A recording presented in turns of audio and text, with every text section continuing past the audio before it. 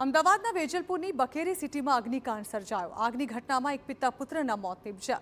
લગ્નની વર્ષગાંઠના દિવસે જ પિતા પુત્રના મોતથી પરિવાર પર જાણે કે આભ ફાટી પડ્યું। ધ્રુવ ગોહિલ અને શાશ્વત ગોહિલનું મોત નીપજ્યું છે। દુર્ઘટનામાં અન્ય એક વ્યક્તિની હાલત પણ ગંભીર છે। ફાયર બ્રિગેડ સમયસર ન આવતા મોત થયાનો પરિવારજનોએ આક્ષેપ કર્યો છે। સ્થાનિકોનો આરોપ છે કે ફાયરની ટીમ મોડી પહોંચી હતી। જો ફાયરની ટીમ સમયસર પહોંચી હોત તો આજે કદાચ બંને પિતા પુત્ર જીવિત બચી શક્યા હોત।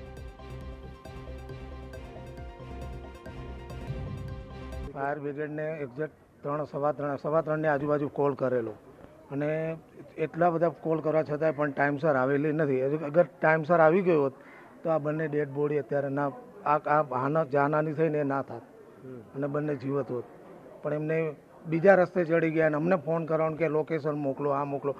આવી પરિસ્થિતિમાં કઈ રીતે અમે લોકેશન મોકલી શકીએ? ટાઈમસર ફાયર બ્રિગેડ આવી શકી નથી। તો બકેરી સિટીમાં ભીષણ આગમાં પિતા પુત્રના ગુંગળામણના કારણે મોત થયાનું અનુમાન છે। જો કે આગ લાગતા ઘરના અન્ય સભ્યો બાલ્કનીમાંથી પડોશીના ઘરમાં જતા રહેતા તેઓનો આબાદ બચાવ થયો હતો, પરંતુ ઘરના મોભી ધ્રુવ ગોહિલ અને તેમના પુત્ર શાશ્વત ગોહિલનું આગમાં ભૂંજાઈ જવાને કારણે કરુણ મોત નીપજ્યું। આજે મૃતક ધ્રુવની લગ્નની વર્ષગાંઠ હતી। તે જ દિવસે પિતા પુત્રનું મોત થતાં મૃતકનો પરિવાર શોકમાં ગરકાવ થઈ ગયો છે। ત્યારે હાલ તો આગ લાગવાનું કારણ શોધવા પોલીસે વધુ તપાસ હાથ ધરી છે।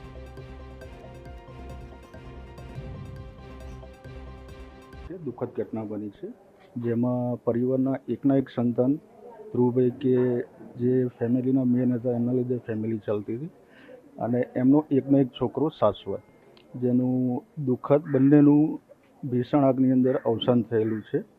અને એ જણાવતા બી મને દુઃખ થાય છે કે આજે એમની મેરેજ એનિવર્સરી હતી અને જે એ લોકો મનાવી શક્યા નહીં, અને એક મા બિચારી એકલા સંતાન વગરની રહી ગઈ।